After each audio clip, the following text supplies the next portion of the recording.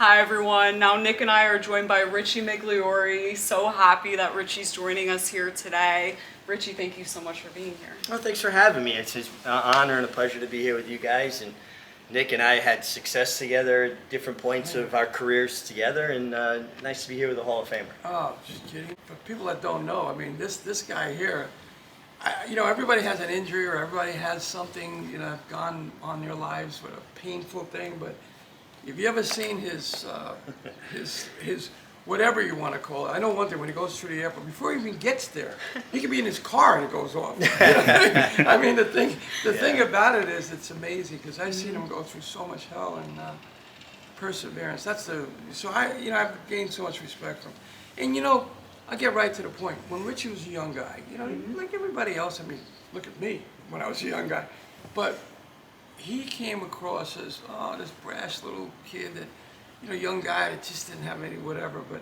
he's the ultimate professional now, and I look up to him. The moral of the story is, one of the great jockeys of all time, Angel Cordero, looks up to him. Tells me Richie should be in the Hall of Fame, and Richie should be there. You did something right. So I appreciate those kind words, but I gotta say the brashness and probably a little cockiness when I was younger was insecurity.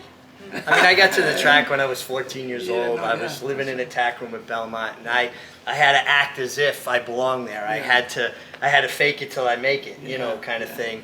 And I couldn't afford to let anybody see, my insecurity or my weaknesses. So I think sometimes I maybe came off that way and was a little bit misunderstood in some ways. I love this game, and I love the horses. Yeah, well, should be more people like you, but good for you, because there are people that take advantage of the game, never give anything back, nothing. They just take it, see you later, and you're not that kind. And I'm so happy. I'm so happy with your broadcasting career. Coming from a world where you were, at the top of the game as a jockey, now you bring all of that knowledge to the desk, which is incredibly insightful. You guys are making me blush. I'm getting embarrassed. I really feel very blessed because I get to talk about something that I'm very passionate about, that I love. And when I first got the call, it was an interesting thing. I was forced to retire. I didn't want to retire. My doctors grounded me. Then I got an offer to try television from Amy Zimmerman with HRTV at the time. And I went to Belmont to do Breeders' Cup Preview Day, and I got home, and I'm going to tell you, I was terrible. I could not have been worse. And I knew it. And I drove home, and I walked in the door, and my wife, Carmela, says, ooh, that was pretty bad. Oh, wow. Yeah, and I said, yeah. Nice to get a nice little Italian girl to tell you what time of day it is. Oh, she's honest. So I said, yeah, that wasn't too good. Yeah, they won't be calling back. And they called back. And I was a little better the second time, a little better the third time. And by the time I did the Breeders' Cup that year, I got paired up with Scott Hazelton and Lafitte Pinkai. Oh, there you go. So pretty cool. And I learned so much from them, and they were so generous, and about just even preparation. Yeah, I think Lafitte's the best, in my opinion. He's just so good. Yeah. He's got the look, the voice. Oh yeah, everything. And you want to talk about preparation? Absolutely, yeah. Man, if it's a 4-hour show, he preps 12 hours. I mean, he's amazing. So that was great. So you got that got you going. And again, it really opened my eyes. And the thing about horse racing television jobs is there's only so many of them to go around. Right. Oh, sure. So a lot of people guard their spot very jealously, but not those guys. This is cool because you can do it. You do your own thing. We're talking about the game and our lives in the game, and I think about I got left behind at Belmont. The first summer I was galloping horses in New York at Belmont. I was 14 years old. Steve DeMauro, my boss, left me with the second string, but I had the day off after the Travers. So after morning work, I jumped on a horse van coming up north. I got here about the 5th race, and I was standing right at the 3/8 pole when Aladar got shut off by a firm. Wow. And if you look really close, there's a kid sitting there and with like a bright shirt. It's a Secretariat T-shirt, watching this unfold in front of me. Wow. Stayed. A friend of mine was a groom for Mike Hernandez. I stayed in his room that night. Next day, caught a horse van back to Belmont to go back to work Monday. Cool. I love Wow, that. that's Clearly, it. always been a huge fan of the Yeah. game. We have to find that picture to clip it into this episode Yeah, that for would be sure. great. Yeah. That would be awesome. And Yeah. I mean, I was going to go right into all of the racing. Obviously, we just Sure. saw amazing Yeah. graded stakes take place here up at Saratoga. But you said something I'm very intrigued by: fake it till you make it, which is exactly what you did when you went to Belmont Park at 14 years old. Do you remember how long you had to keep that up before someone said, hey, you know, come with me and I'm going to help you out type of thing? Just Well, talk a little bit about your early beginnings. I had met a parimutuel clerk that worked in the money room in Brooklyn. And I drove out to the track with him, and he knew somebody that worked for Roger Lauren. Okay. And I had already been galloping horses out on Long Island, at the quarter horse track and all that. And Roger Lauren put me on a filly, Dance and Dance. I'll never forget her name. Eddie Sweat was her groom. Wow. And you want to talk, Secretarians. Yeah. Secretary's groom. You know, talk about kind. Here I am, a kid. I'm nervous, and he's leading me around as I'm getting tied on in barn 4 there at Belmont. And he looked up at me and he saw I was nervous. He said, "Don't worry, little jockey, you got this." And just to hear that from the guy who rubbed Secretariat, that's good. Yeah. and I galloped her, and Roger went to give me the job. And I went up to gate 6. Henny Hoffner was his foreman. Took me up there. Yeah. And I filled out the paperwork honestly. And when the guy saw it, he said, "Son, you're only 14. You can't be here." Wow.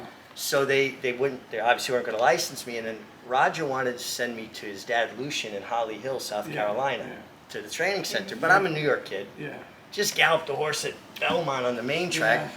So I I laid. know the feeling. That happened to me when I went to Middleburg, Virginia. But go ahead. Right, so Keep right, going. in the whole nother world. Yeah, right? I It's was just- a New York City kid too. So go ahead. So I laid low for a couple weeks, and my brother Michael, who is Dylan Davis's agent now, Yes. Yeah. got me working papers that said I was 16. So I first went to John Nehrud, but he had 2 apprentices in front of me, Eddie Yo-Yo and Danny Foley. Yeah. Eddie Bernhardt. Yes, that was his name. Everybody called him Eddie Yo-Yo, Yeah, right? yeah. And Nick is, so then I walked down, and I'm just walking around Belmont, and I went to E.I. Kelly, and he wanted nothing to do with like taking on a kid. Yeah. But he said, "That Italian over there," and right next door was Steve DeMoro. So I went over there and I galloped the filly, and never forget her name, Veiled Beauty. Okay. And he gave me the job, and I moved into the room right there at Belmont. My closet's bigger than that room now. Wow. And I had a roommate, Gordon Whitaker, who wound up riding in Maryland. He was 20, I was 14. But Steve DeMoro said 2 things to me when I started. He said, "It's okay to make a mistake. Never make the same mistake twice. And don't ever lie to me." Well, now our whole relationship's predicated on a lie because I'm representing that I'm 16 and I'm only 14. So I had to keep that going for a while. And then when I was 15, I was about 5 months shy of my 16th birthday, he was going to start me. And you know how you think when you're a kid, everything's bigger. And I go, it's one thing to gallop horses underage, but if I get caught riding race underage, well, I go to jail. I thought I'd go to prison. Yeah. Like, I had read something about tampering with the outcome of a sporting event, right? Yeah. So I had to come clean. So about 2 weeks before I rode my first race, I walked in his office and said, "Mr. Moe, we have to talk." I said, I'm only 15 years old now. And he used to look over his glass at me and he says, "I won't tell anybody if you don't." And I started riding 2 weeks later. Isn't that amazing? Wow. No offense, these younger guys that come up today, they most of them have an education, and they're well spoken, they have a great presentation to them, but they didn't go through what he and I did, which I admire. But how blessed too, like to get to Belmont, Yeah. to wind up with Mr. DeMoro, who was a great teacher, great Yeah. mentor, tough, very tough, sure. taskmaker. Did not blur lines between personal and business. I shared that with you. Yeah, right. I remember being, before I actually turned 15, I was in a tack room at Hialeah, Barn P, right next to the track kitchen, and spent Christmas Day alone at, Imagine 14 that. years Yeah, old. You told me that, And then you get a free voucher for a free Christmas dinner at the kitchen. So I got my free dinner, and I went back to the room, and it's honestly the saddest and loneliest I've ever been in my entire life. That's sure. why at Christmas now, for me, people start showing up at my farm 2 weeks before Christmas, and they don't leave for a week or so after. Yeah. But what I don't want is never to lose the pageantry, never to lose the history. You know what I'm getting at? And Saratoga's The rich Saratoga and history. I don't want this to ever go away. No. I don't Neither think do this I. is going anywhere. Yeah, that's what I honestly. want. No, but even just like You know what I'm getting if at. you look at the other side of the building, Yeah. there's original metalwork on the framing of this place. Yes. And if you just start looking at the different depictions of scenes, Yeah. and carved, 1864, they ran 1863 across the street, but they started here in 1864. Yes.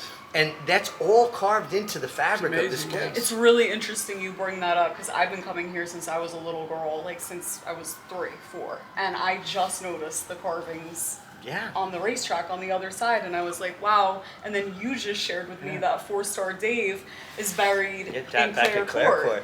I mean, I didn't know either of those things. That was the it's like most you learn pressure. something Yeah, every tell me day. about that. Yeah, tell the folks about how you, I mean, what a horse. Tell them about that. He was so smart. He was maybe the smartest horse I've ever been around in my entire life.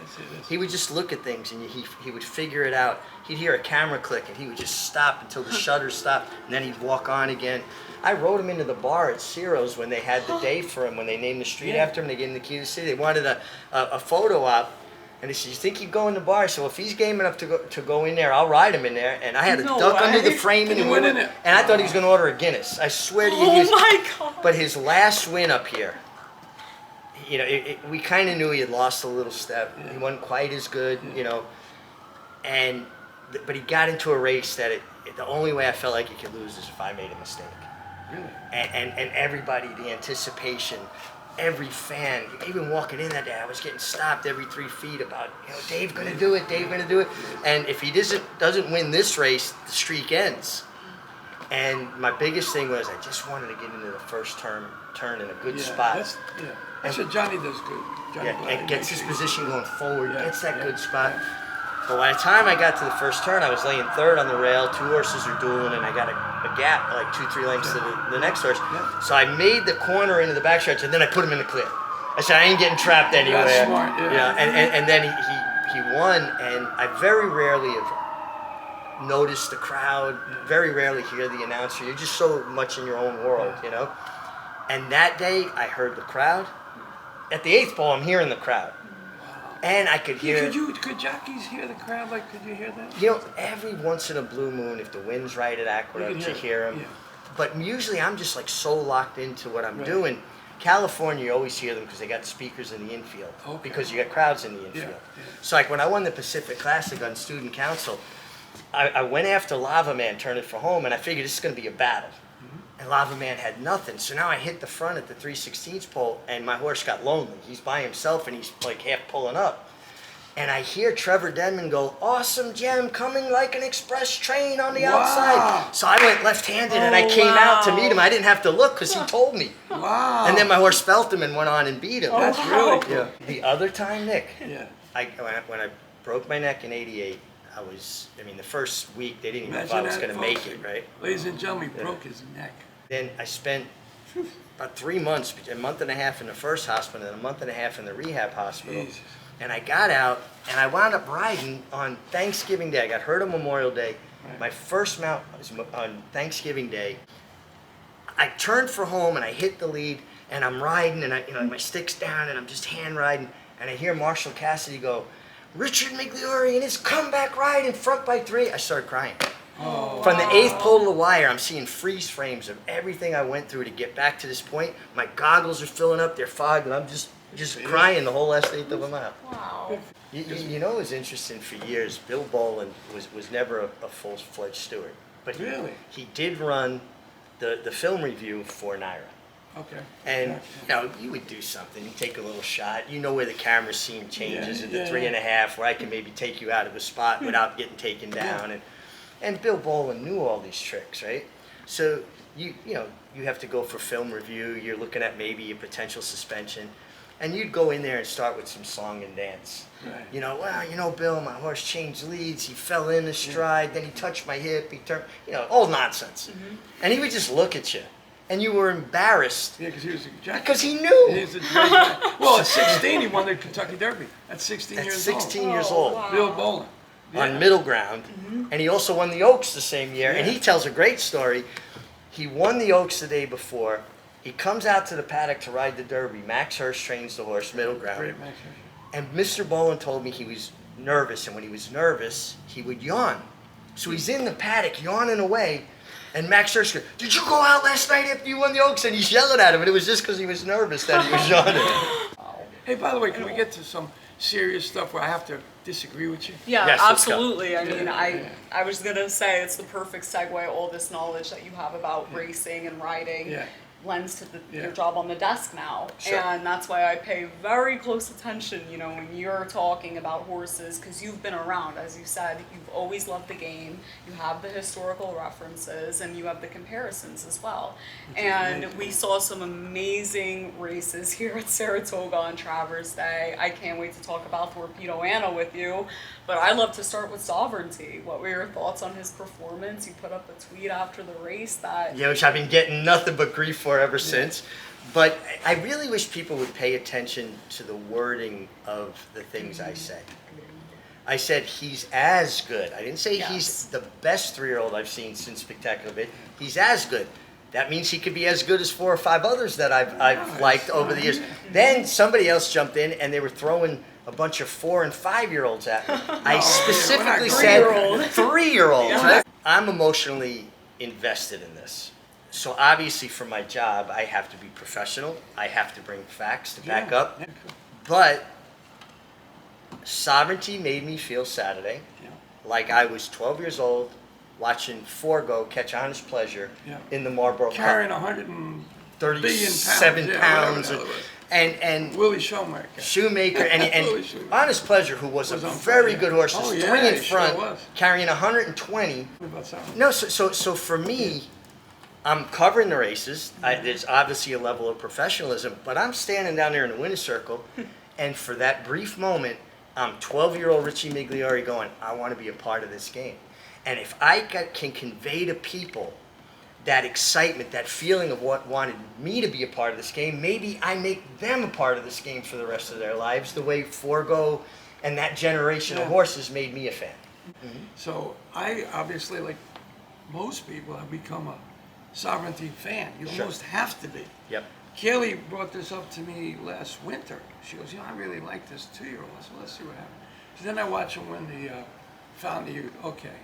Then I liked him for the Derby. I liked him and Journalist. I don't know why I don't have any money. I liked them both. You asked me, hello. So, but I liked them both. And they ran 1-2. And then naturally, he skips the Preakness. So Chris Russo, we're great friends. So I'm on the Mad Dog show, and I got to almost go long because I like the Triple Crown. There's only 13 of them in the history of the game. So Bill had his, obviously his reasoning, and I didn't like it, but I respect Bill Mott so much, and then obviously he's proved everybody up to this date why or whatever. I already knew, God forgive me, what you're saying about Sovereignty. Right. He's a different breed of cat, as we would say. Yeah. To make that statement, and then, as you always do, I have to back up a little bit because you had the facts. Could you tell the folks what you just told about Kaylie and I? Well, so listen, my opinion, that's conjecture. Yeah. It's my opinion. But to back up my opinion, since the advent of Beyer speed figures, Yeah. he ran the 3rd highest Beyer speed figure ever in the Travers. He ran the 3rd fastest Travers in the history of the race. So that's going back to 1864. Yeah, sure. And he's improving at the same time. So I pulled charts of the last 25 Travers winners. And some very good horses have Yeah, won it. of course. Like Birdstone never gets the credit he deserves. he's a cool Horse horse. wins Yeah. the Champagne, Yep. the Belmont, and the Travers. Yeah. Look up the history of that. How many horses have done I that? think Easy Go might be the only one. Yeah. Or one of them. I I mean, think there's 3 in the history. that's it. That's 3. Right? He's one of them. Yeah. So, but again, And of course, Birdstone's no Sovereignty. No, We know that. but I love a good my horse, yeah, of I love course. my horse. Of course, I mean, again, like I'm emotionally invested, Yeah. so some people take exception when I say, still my opinion, Yeah. but the facts that I have to bear out, what my eyes are telling me, Yeah. is there. The metric that people use. I'm not going to quote it because I would be talking out of turn right now, Yeah. but the thoroughbred figure he's going to get is going to be in another world, and I know that. I can't tell you exactly what it's going to be yet. His Beyer figure was already 115. Bernardini got a 116. Arrogate got a 122. And the way this horse is improving, what is he going to do in November? Because he's still maturing. Well, listen. Let's go let's look at the field, right? But I sat down there in Mr. Heinrich's box, Paul, and I sold the people that were with me. I said, you know, if Junior moves early, he'll win by 15 to myself. And he moved later and he won by 8, you know. But I think, again, we just would pray that this horse stays the way he is. Healthy, continue, yeah. Yeah, because it's a big task again for him when he goes out to California. And I'm glad he's done it, you know, the way he's done it.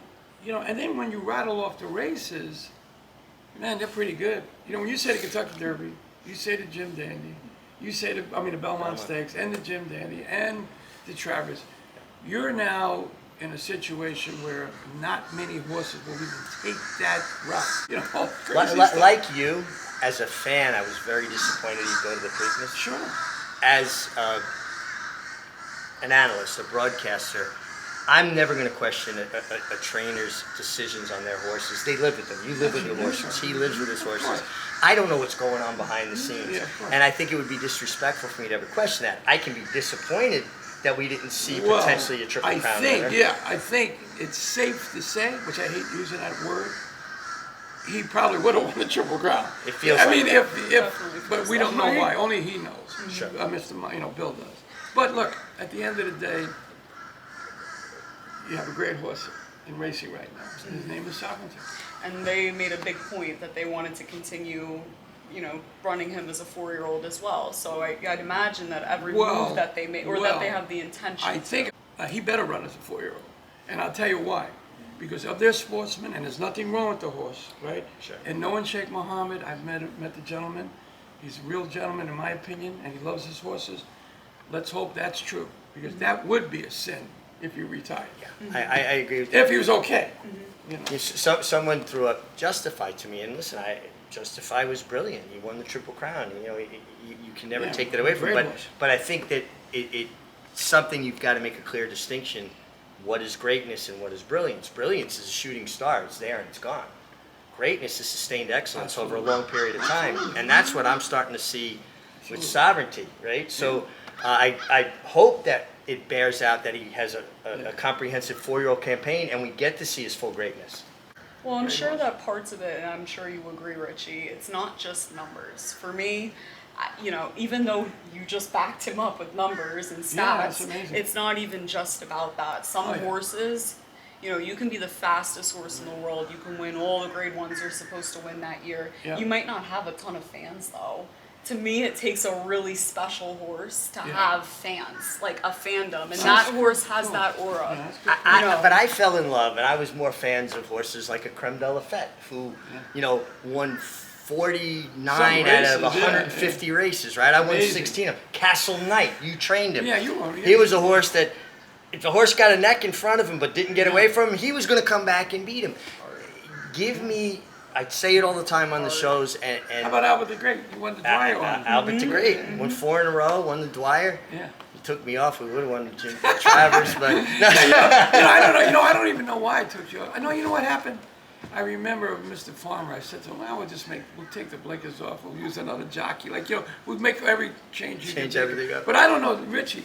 Something happened that day why he ran so bad. I can't even. No, he ran bad in the Jim Dandy. I don't know why. I mean, I couldn't ride him bad enough to get him beat like that. But you know, I think it was I don't know what it was. All kidding and teasing aside, though, Georgie didn't know him at that point because he only rode him the first time, and the rail was dead that day. And he went at him right-handed and went down to the dead rail. Okay, Nick Zito. How many years you training horses? Forever. I'm talking to God now. The longest race in history, I could prove it, was Albert the Great in the Travers. He's in front every step of the way until the wire. The last jump. Yeah. And I wanted to win the Travers like Bill did. Sure. I'm glad I did, you know, later with Birds. Yeah, right, but at the end of the day, that was Shane Sellers come, Carl Nasker, like whatever, come from like nowhere, in, boom. But Georgie did, and he stayed on the fence, and the fence was like this. Certainly the next horse that I want to bring up that I'm a huge fan of, what made me fall in love with the sport was Rachel Alexandra. When I was a little girl, 8, 9 years old, following her around up here in Saratoga, watching her run at Monmouth Park, going to all the different tracks. And I'm not comparing the two of these horses, but Thorpedo Anna gives me the same feeling that I had when I was a little girl watching Rachel. And certainly when I looked in her eye in the paddock on Saturday, you could see she was ready to go, just physically, the way that she looked, the way that she was walking, back to her old self.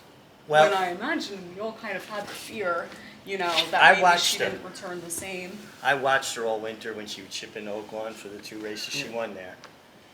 And when she got up here, I did not like the way she looked. I'm being candid. Didn't like her weight, didn't like her coat, didn't like the way she was traveling. She looked tight, stabby. Kind of changed about 10, 12 days before the race, and her last work was the best work she's had this year. Good. And then she shows up with that effort. Now, she won by a nose to Darth Vader, was an absolute perfect trip under Johnny Velasquez, right? The 2 horses that she was head and head with, Nick, finished last and second to last. She was the last lady standing in a barroom brawl, and then here comes the next shooter, and she took that one on and outgamed her. So to me, that was a championship type performance. No question. Well, obviously, Thorpedo Anna is an example of one of those great horses that we all love to watch. And, you know, you don't even have to compare her to anyone. You can just really enjoy the horses that we have running now that are at the top of the game and get excited when the new ones come around as well. What was your favorite performance on Saturday outside of Sovereignty and Thorpedo Anna? Cool. That's, you know, I guess I'll go with Bookham Dano because he shows up every time. Amazing. Paco Lopez fits him like a glove, rides him into traffic fearless. One thing about that kid, he's bold. I don't always agree with his decisions, but you can never question his bravery or the way horses run for him. I guess Bookham Dano. But honestly, it was just a great day to be a part of racing and look around and see all of the people having a great time and the horses delivered. And at the end of the day, that's what it's about. Absolutely. The horses. It was so cool. I mean, the 3 horses that we talked about, Thorpedo Anna, Sovereignty, and Bookham Dano, I think it's safe to say we saw a lot of heart out on the track, and that's pretty much what separates and those the other horses. thing is, too, is, you know, when you look at Sovereignty, okay, you know, we have to say there wasn't much in the race. However, what's the difference? Who was in there? He was going to win, no matter what. He was going to win. He was going to win. I don't know about you, but it was fun here. So much fun. Thank you so much for joining us. So great to get your Thank you guys for having me anytime. I love talking horses and racing. So. Yeah. Us too. Yeah, it's amazing.